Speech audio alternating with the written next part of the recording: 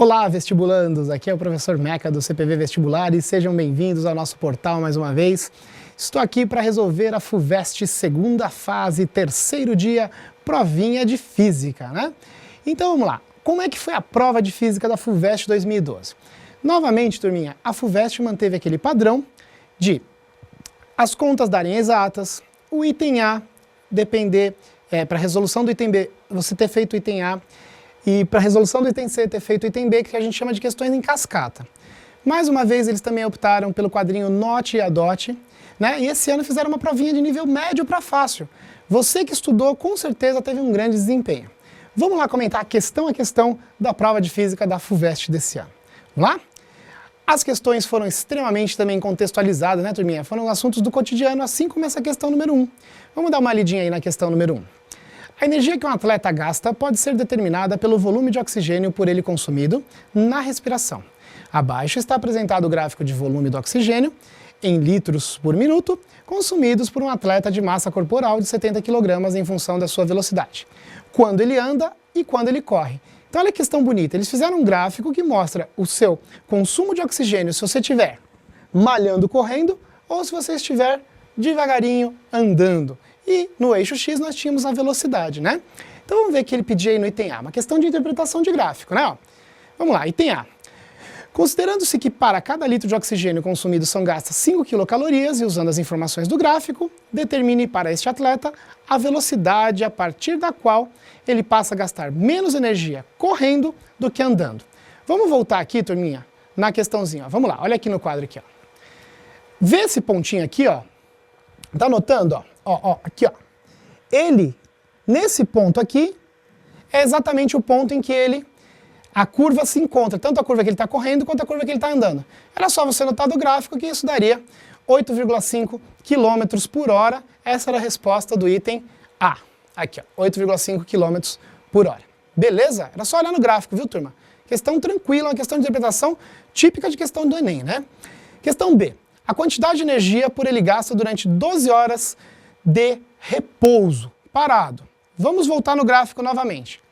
No gráfico você pode notar ali, ó, que em repouso, ali no ponto 0, aqui ó, nesse ponto do gráfico, ó, no ponto 0, mais para cá um pouquinho, aqui ó, aqui ó, no ponto 0, a energia, o volume que ele está consumindo de oxigênio é 0,2 litros por minuto, né? Então olha só a nossa resolução, vamos lá.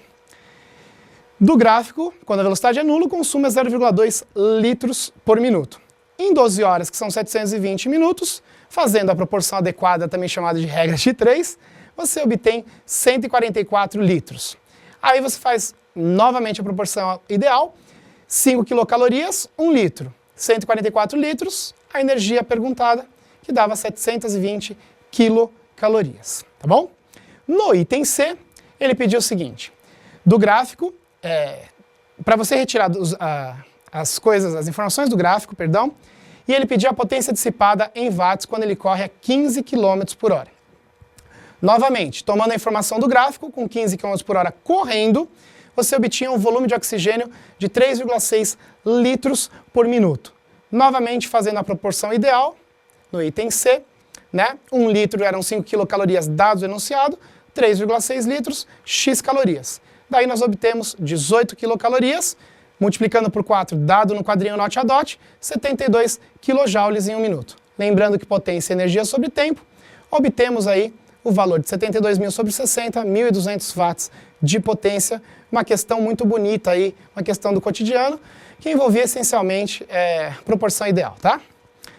Item D, né? O item D, ele pediu o seguinte pra gente, quantos minutos ele deve andar a 7 km por hora para gastar a quantidade de energia armazenada com a ingestão de uma barra de chocolate de 100 gramas, cujo conteúdo energético é de 560 kcal. Né? Então vamos ver quanto tempo ele teria que caminhar a 7 km por hora. Mais uma vez interpretação, mais uma vez buscar o dado no gráfico e vamos ver lá a nossa resolução. Com 7 km por hora, se você pegar no gráfico, consumo de oxigênio é de 1,6 litros por minuto. 1 litro, 5 kcal, novamente, 1,6 litros, x. Então o cara gasta 8 kcal em 1 minuto. Lembrando que a barra de chocolate tinha 560 kcal, fazendo a proporção adequada aí, temos um tempo de 70 minutos para a alternativa D, tá ok? Questão número 2, né? Questão número 2, uma questão clássica de movimento circular, em que ele dava aí uma roda gigante, tinha a Nina e o José, cada um estava sentado num ponto, né? Então eles estavam diametralmente opostos. Aí o que aconteceu? A roda girou, o que estava embaixo ficou em cima, o que estava em cima ficou embaixo. E isso demorou o tempo de 15 segundos para acontecer. Aí ele pede justamente no item A o módulo da velocidade linear das cadeiras da roda gigante, né? Como é que a gente faz essa questãozinha? Vamos lá no quadro aqui, vamos lá. A roda gigante leva 15 segundos para dar meia volta. Logo, o tempo de uma volta completa, claro, o dobro, 30 segundos. Lembrando da equação, turminha, V é 2πr sobre tesão, tesão é o período, R é o raio.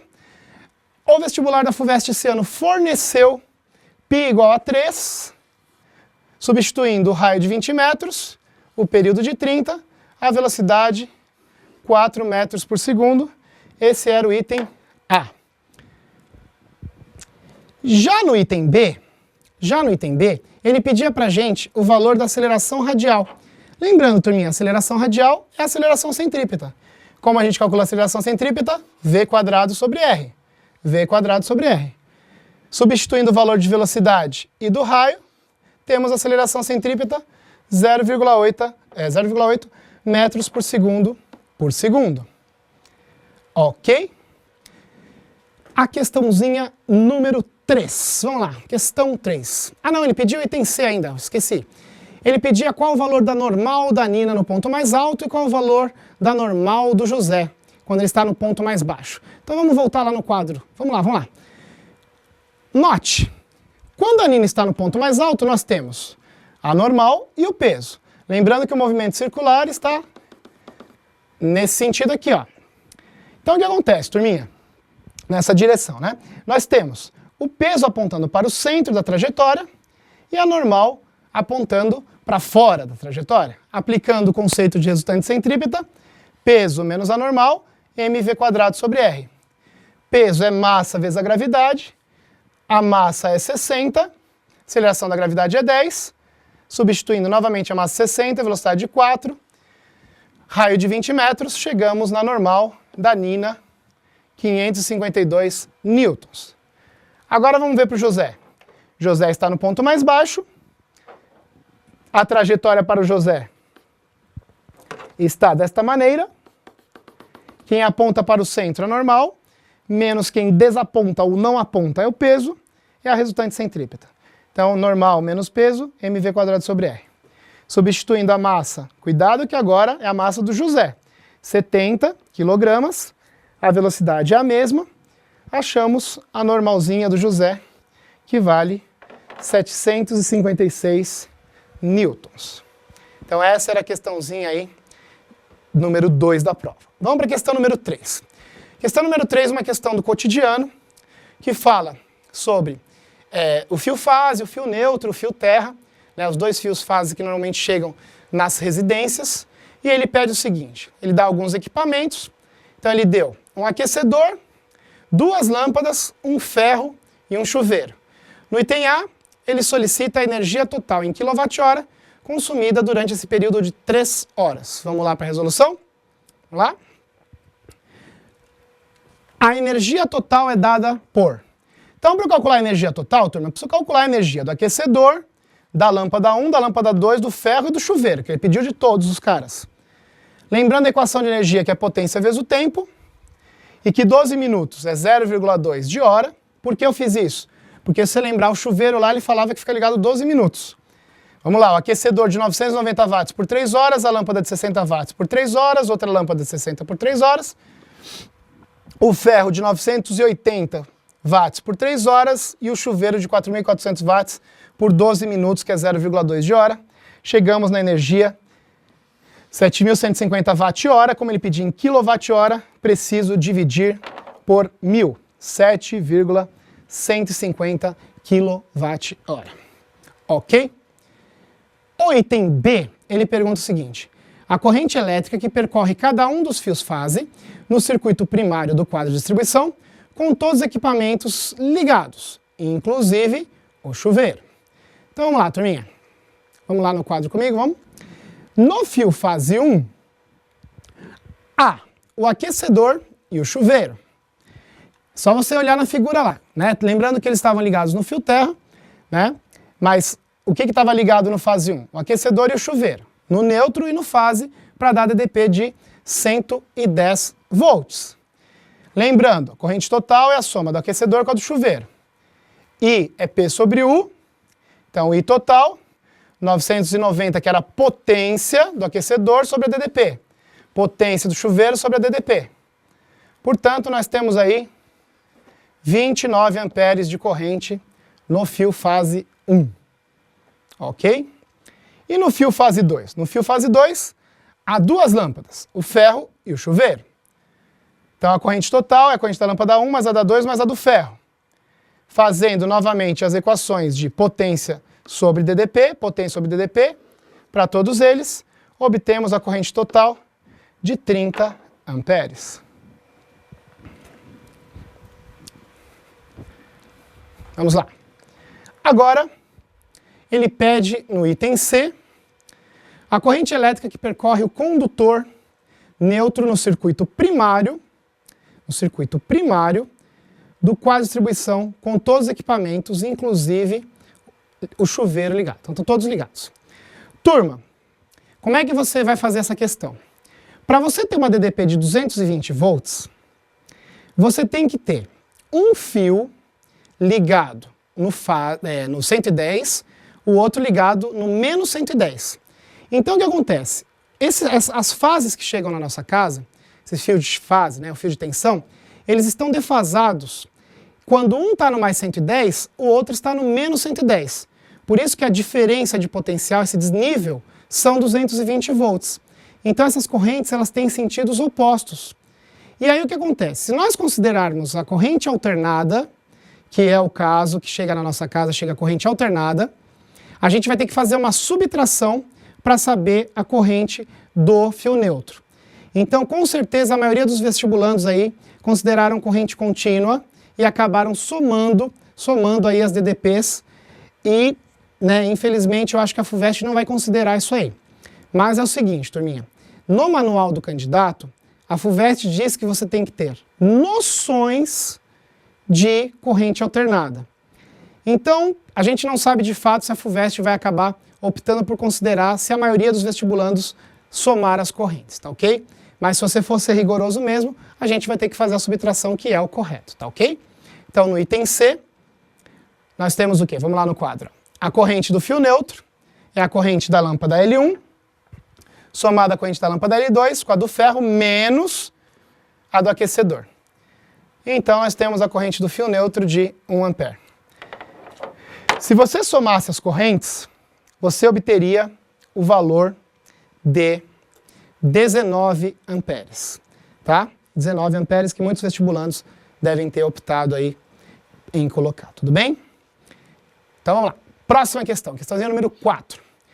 Questão número 4 é uma questão clássica, dada em sala de aula, igualzinho exemplo, ó, que belezinha, ele pede o espelho mínimo para se enxergar por inteiro. Lembrou, galera? Metade da sua altura, né? Como é que a gente faz isso? Vamos lá, semelhança de triângulos. No item A, vamos lá no quadro comigo, vamos lá. No item A ele pede o raio que sai do pé do rapaz e atinge os olhos. Então bastava que você fizesse esse desenho aqui, matou a questão do item A, ok? No item B, ele pedia a altura do homem para esse espelho de 1 metro. Turma, nós fizemos aqui com a nossa arte gráfica, ó que bonitinho, parece um fantasminha aqui, ó, né? Então nós temos aqui, ó, uma semelhança de triângulo, ó. Esse triângulo semelhante com este outro aqui, ó. Vamos lá. O triângulo verde, caprichar aqui para dar para visualizar. O triângulo verde semelhante ao triângulo azul. Então fica suave, olha lá, ó. H está para 2D, assim como o Y está para D. Então, né? Fazendo a semelhança, nós chegamos que a altura do homem dá 2 metros. Esse era o item B. E aí, Mequinha? O que ele pedia no item C? No item C ele pedia a distância da borda inferior do espelho. Lembra da aulinha? Metade da altura dos olhos, né? Então vamos mostrar como é que a gente prova isso aí. Vamos lá. Novamente, o nosso homenzinho aqui, ó, semelhança de triângulo, ó. Esse triângulo semelhante a esse. Então, Hzinho está para 2D, assim como o Y está para D. Conclusão, o Y vale 0,8 metros. 0,8 metros. Bom, no último item ele perguntava o que acontecia se a gente mudasse a distância D. Aproveita que esse conceito do item C, ó, tá anotando aqui, ó. A distância cancela, turma. A distância cancela. Vamos voltar aqui um minutinho. A distância cancela. Opa! Vamos lá com a nossa luzinha eletrônica. Essa distância aqui cancelou, ó. Então não depende da distância, né? Tanto para essa borda inferior quanto para a altura do homem. Se você pegar aqui no item anterior, ó. No item anterior. Ó. Tá vendo, ó? A distância cancela, ó. Cancelou. Portanto, não mudava nada e era só isso que você tinha que fazer no item D de dado, ok? Bom, quinta questão, belíssima questão, a questão de bicicleta, em que ele fala sobre um dínamo, né? Como é que a gente pode gerar energia elétrica aí rodando a roda da bicicleta. Então é fantástico esse tipo de experiência. E ele pede no item A os módulos das velocidades angulares da roda dianteira e o ômega do dínamo. Bom, turma, vamos dar uma olhadinha na nossa resolução, vamos lá? Como é que a gente calcula a velocidade angular? O ômega é 2π sobre o Tzão, nós já precisamos disso em outras questões. Usando o π de 3 fornecido, o período é o tempo de uma volta, foi dado no exercício, achamos o ômega da roda de 12 metros por segundo. Aí, turma, ele pede do dínamo também, a velocidade angular do dínamo. Lembra aquele sisteminha que nós fizemos em sala de aula? Quando você tem um sistema desse, assim, ó, a relação de vínculo é que as velocidades dos pontos são iguais, né?